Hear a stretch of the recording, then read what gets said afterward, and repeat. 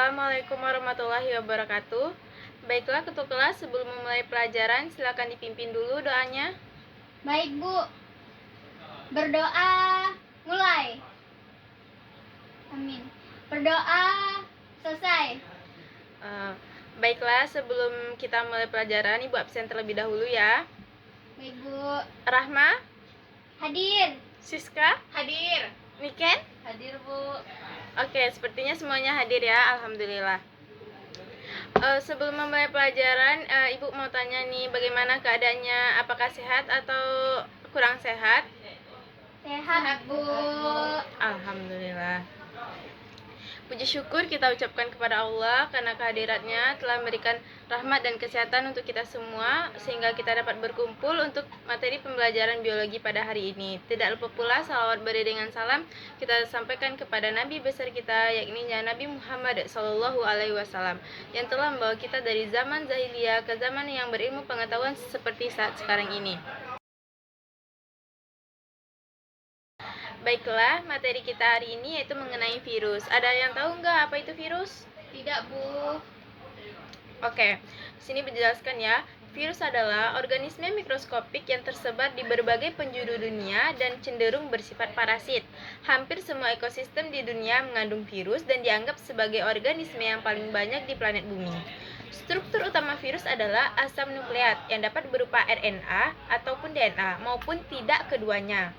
Asam nukleat tersebut dikelilingi oleh subunit protein yang disebut dengan kapsomer.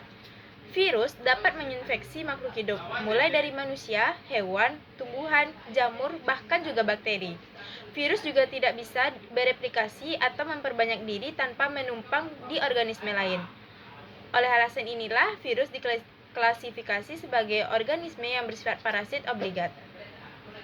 Peran virus bagi manusia ada yang menguntungkan dan ada yang merugikan. Yang menguntungkan dapat dimanfaatkan untuk antibodi, melemahkan bakteri, dan memproduksi vaksin.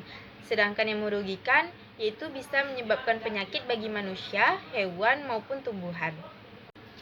Virus pertama kali ditemukan oleh Adolf Meyer pada tahun 1883. Nah, ada yang tahu nggak virus apa yang ditemukan oleh Adolf Meyer? Tidak tahu Bu. Silakan dicek lagi bukunya Ananda, ada di buku LKS halaman 40.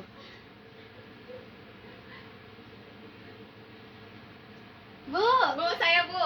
Oke, silakan Siska. Jadi virus yang ditemukan oleh Adolf Meyer itu adalah virus tembakau. Nah, itu tuh adalah ditandai dengan adanya bintik-bintik kuning pada daun tembakau. Nah, penyakit ini disebut juga dengan mosaik tembakau, Bu. Nah, benar sekali ya. Istilah virus berasal dari bahasa Latin yang artinya yaitu racun dan bahasa Latinnya virion. Sejarah penemuan virus itu dimulai pada tahun 1883 oleh Adolf Meyer, yang mana virus ditemukannya penyakit yang menyebabkan adanya bintik-bintik kuning pada daun tembakau. Penyakit tersebut kemudian dikenal dengan istilah penyakit mosaik tembakau. Adolf Meyer melakukan percobaan dengan menyemprotkan getah yang diekstraksi dari tanaman tembakau yang sakit ke tanaman tembakau yang sehat. Ternyata tanaman tembakau yang sehat menjadi sakit. Meyer kemudian mencoba mengamati daun tembakau yang sakit dengan menggunakan mikroskop. Akan tetapi ia tidak menemukan bakteri yang diduga menjadi penyebab penyakit tersebut. Meyer kemudian menyimpulkan bahwa bakteri penyebab penyakit tersebut pada tanaman tembakau berukuran lebih kecil dari bakteri biasanya. Nah, materi selanjutnya itu mengenai ciri-ciri virus. Virus berukuran sangat kecil, berkisar 0,02 sampai 0,3 mikromilimeter.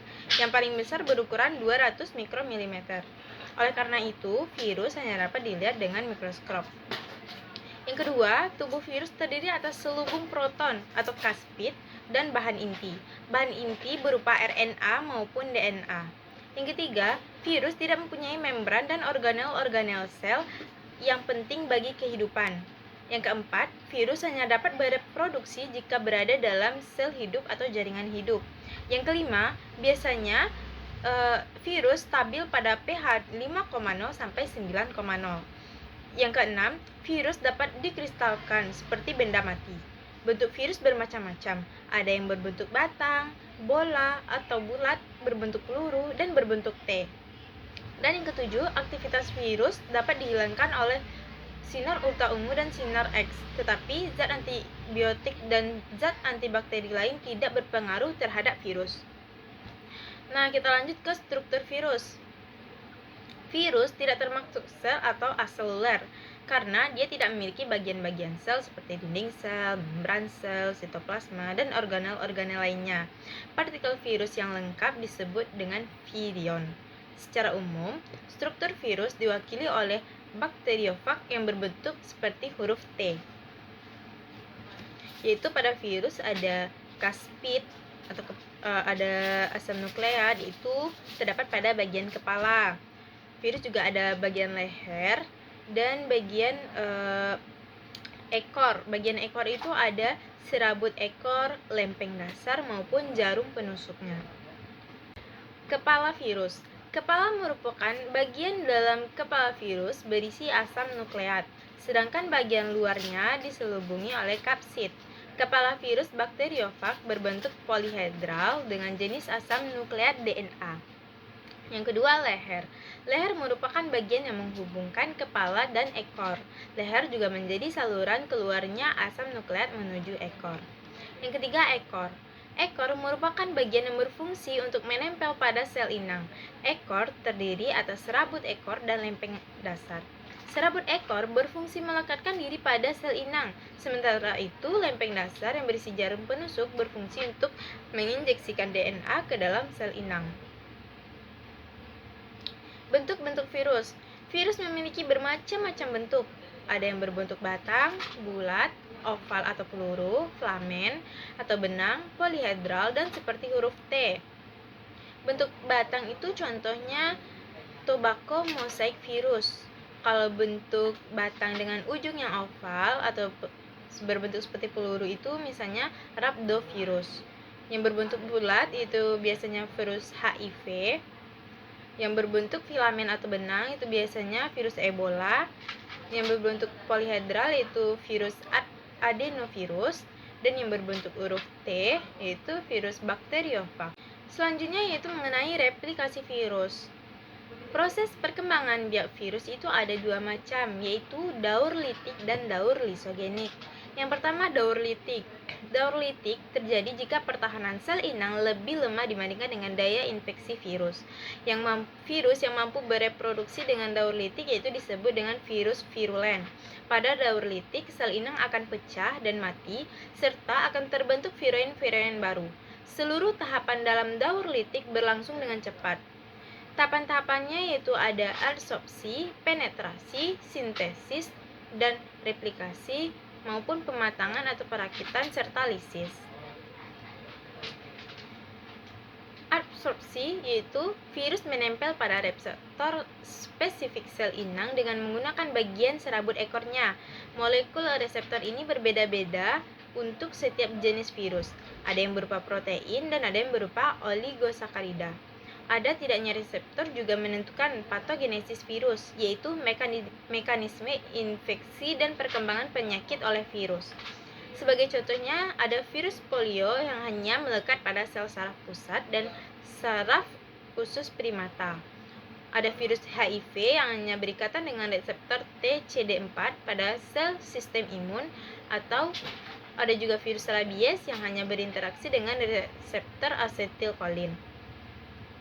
Yang tahap kedua yaitu penetrasi, di mana ujung serabut ekor membuat lubang untuk menembus dinding dan membran sel inang. Selanjutnya, virus menginjeksi materi di genetiknya sehingga kapsid virus menjadi kosong atau mati. Tahap ketiga yaitu sintesis dan replikasi. DNA virus menghidrolisis dan mengendalikan materi genetik sel inang untuk membuat asam nukleat atau salinan genom dan protein komponen virus. Selanjutnya berlangsung tahap replikasi, yaitu pembentukan bagian-bagian tubuh virus yang baru. Yang keempat yaitu proses pematangan atau perakitan.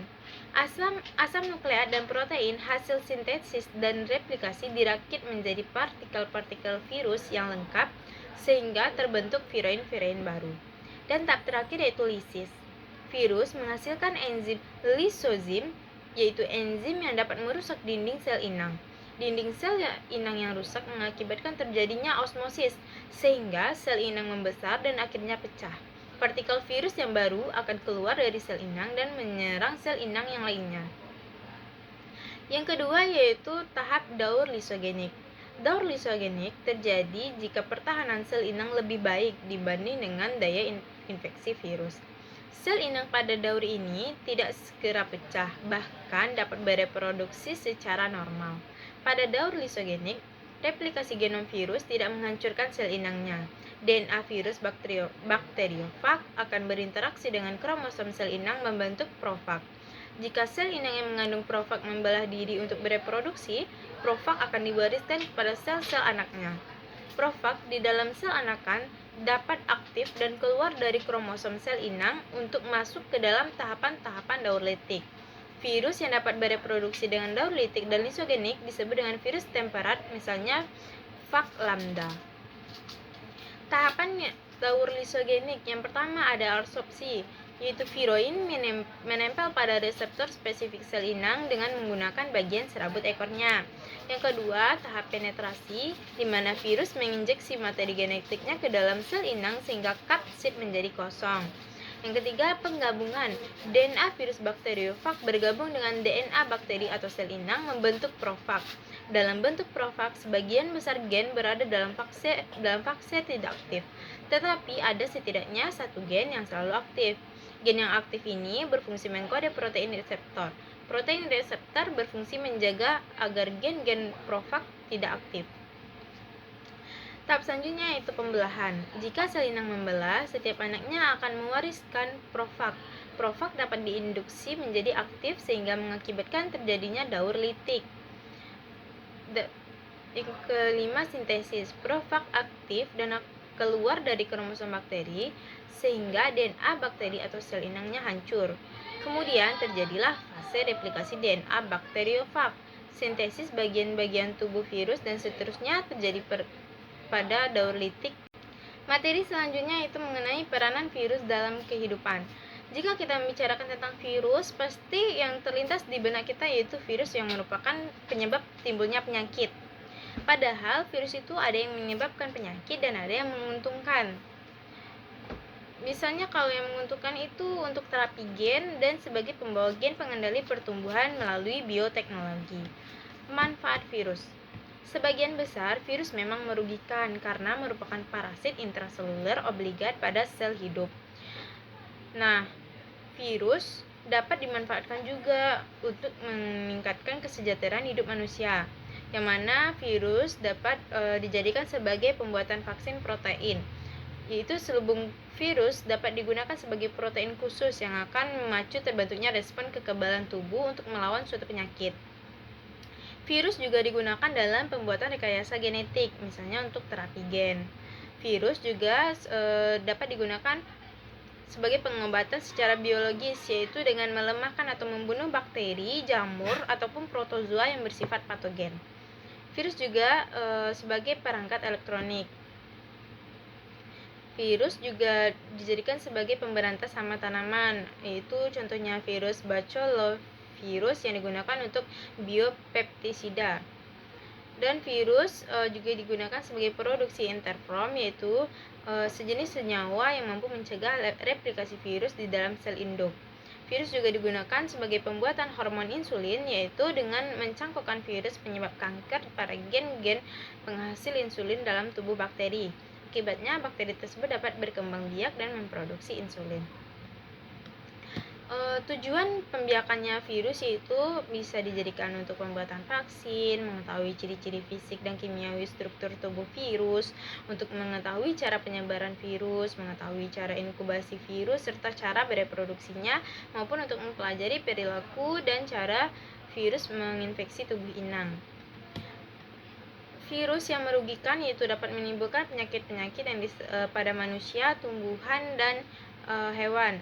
Contoh penyakit yang dapat ditimbulkan pada manusia yaitu seperti penyakit cacar, penyakit campak, penyakit herpes simplex, gondokan, AIDS, influenza, maupun poliomielitis, penyakit Ebola, flu burung, SARS, demam berdarah, hepatitis, dan lain sebagainya. Sedangkan pada hewan yaitu bisa menyebabkan penyakit kuku dan mulut, rabies, tumor, tatelo, dan sebagainya. Kalau pada tumbuhan yaitu bisa menyebabkan penyakit mosaik seperti yang ditemukan oleh Aldo Meyer, penyakit tungro, penyakit BGM, dan lain sebagainya. Pencegahan dan pengobatan infeksi virus. Pencegahan terhadap virus dapat dilakukan melalui dua cara. Yang pertama itu ada vaksin, yang kedua yaitu penerapan pola hidup sehat. Vaksin itu adalah suspensi mikroorganisme antigen, misalnya virus atau bakteri patogen yang permukaannya atau toksinnya telah dimatikan atau dilemahkan. Vaksin dapat bekerja efektif terhadap penyakit yang disebabkan oleh mikroorganisme patogen, termasuk virus. Prinsip dasar dari penggunaan virus adalah tubuh menghasilkan antibodi dan melawan serangan virus ataupun bakteri. Pemberian vaksin dapat menyebabkan tubuh bereaksi menghasilkan antibodi sehingga kebal terhadap infeksi patogen dan di kemudian hari. Vaksin ini pertama kali ditemukan oleh Edward Jenner pada tahun 1789 berupa vaksin untuk cacar. Kemudian ada juga pada tahun 1885 oleh Louis Pasteur menemukan vaksin untuk rabies. Dan pada tahun 1952 oleh John Nassau menemukan vaksin untuk polio. Vaksin polio ini diberikan melalui mulut. Yang kedua itu penerapan pola hidup sehat. Pola hidup sehat dapat diterapkan untuk mencegah terjadinya infeksi virus seperti menjaga kebersihan, selalu mencuci tangan, atau selalu membersihkan diri, dan lain sebagainya ya. Cara-cara yang bisa dilakukan yaitu sering mencuci tangan kan, melakukan gerakan 3M, menguras bak mandi, menutup tempat menampung air, mengubur sampah, untuk menjauhi penderita yang mengalami penyakit yang diderita oleh virus. Selalu rutin membersihkan rumah, memastikan menjaga kebersihan dengan kesehatan diri maupun hewan peliharaan di rumah dan tanaman-tanaman di rumah. Baiklah Nanda semuanya, sepertinya jam Ibu sudah habis, maka Ibu akhiri pembelajaran hari ini. Semoga apa yang Ibu sampaikan tadi bisa menjadi ilmu bagi kita semua dan bisa diterapkan di kehidupan kita masing-masing. Jadi kita lebih tahu apa itu virus dan menjaga kesehatan, menjauhi virus, membersihkan diri dan sebagainya sehingga kita terjauh dari virus. Apalagi sekarang kan lagi musim-musim virus corona kan, itu juga bisa berpindah. Jadi kita harus selalu menjaga kebersihan, memakai masker maupun mencuci tangan setiap pergi maupun keluar rumah. Baiklah Ibu tutup pembelajaran hari ini. Kita ucapkan alhamdulillahirabbil alamin. Assalamualaikum warahmatullahi wabarakatuh.